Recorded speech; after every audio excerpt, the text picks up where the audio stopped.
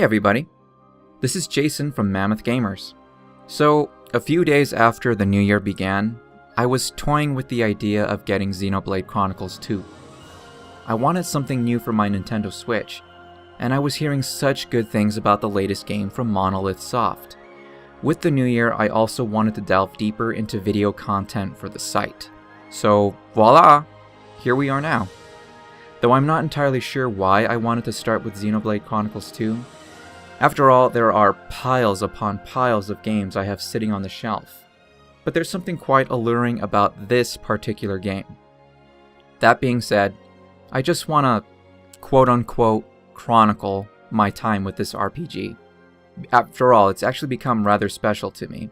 And it's a game that I can't wait to pick up again when I'm out of the house, coming back from work. That being said, this is not a review, nor is it a Let's Play. Instead, this is a series that I'd like to call Let's Talk. Alright, so let's talk Xenoblade Chronicles 2.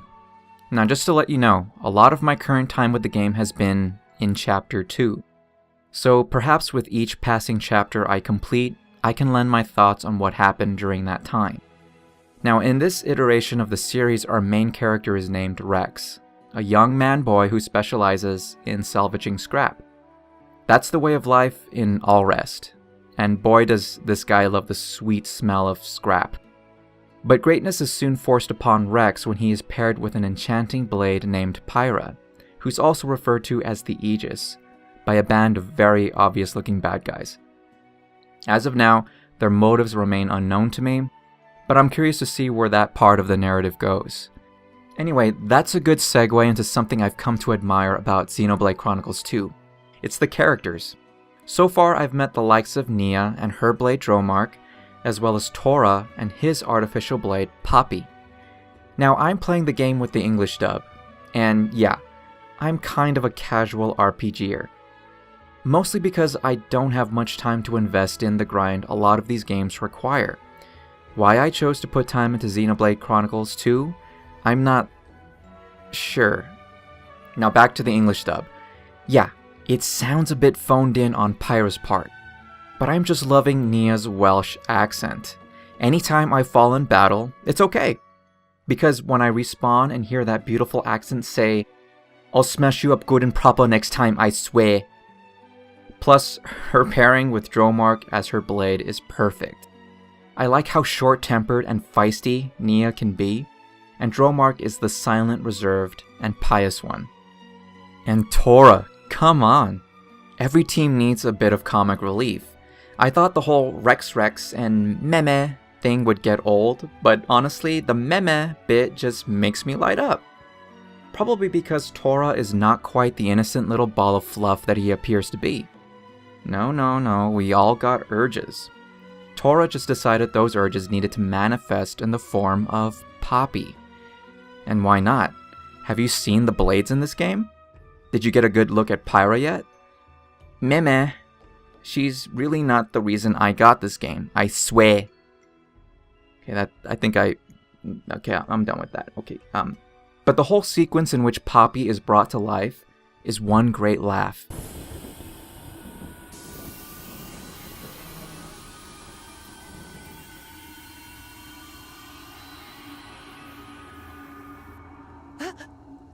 Poppy? How may I be of service, Master? Wait a minute! Oh, forget you see that. Tora must change the settings. The settings? I'll tell you right now though, that Tora is one lucky beanbag. I spoiled myself a bit and found out that Poppy can be upgraded to an "oh hey, Poppy" form, and finally an "how you doing, Poppy" form. Yeah, there's a part in the game where it's revealed that all drivers and blades have to be registered. But Tora and Poppy are not. So that must mean that, oh gee, Tora must be one sick genius. I guess that's what awaits us in Chapter 8. The cringe was strong with that scene, but God, I love it.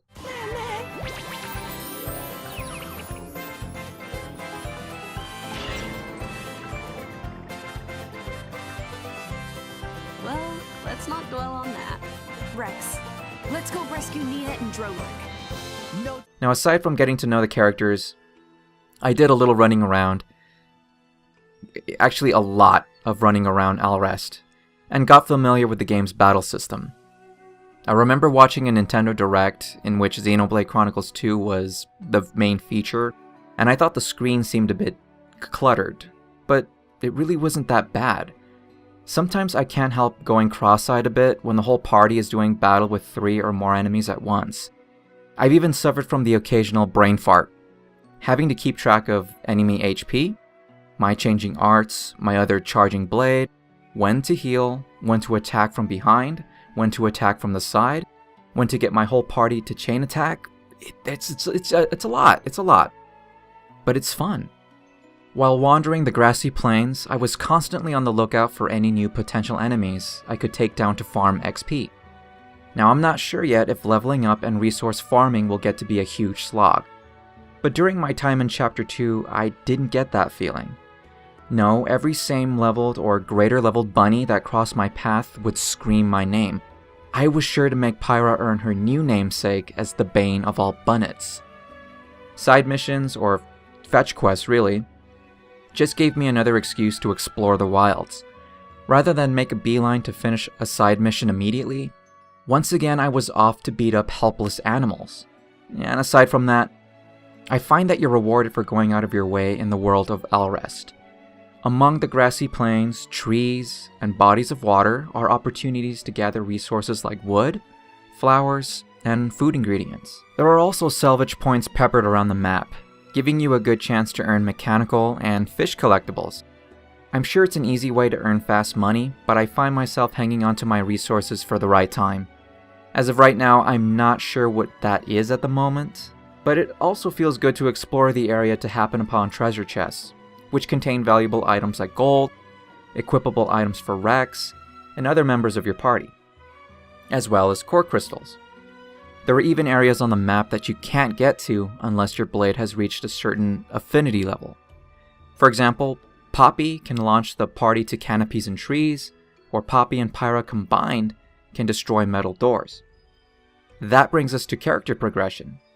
The character menu lets me customize my drivers and blades to my preferences through a progression tree. I figured it could get a little confusing at first, but the game's made it easy on me with its generous tutorial system. So here I can choose where to spend my points and adjust how my drivers handle their blades.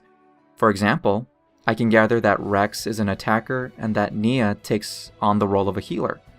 For Rex, I wanted to concentrate on spending my points and making him a versatile fighter. But there's also an option for him to pull a potion from an enemy at the start of battle with his anchor shot. Again, not a review, but I admire the progression system. Every now and again I like to pull up that menu and see what good I can do. And it's fulfilling. At this point I'm still a little puzzled about Poppy's progression and what makes her unique from other traditional blades. In other words, I'm still looking into what makes Poppy tick. I understand that Tora is the tank of my current party, so perhaps there's a way to play on that strength. The Tiger minigame is a fun and rewarding distraction. I've only played a few times on the normal difficulty setting.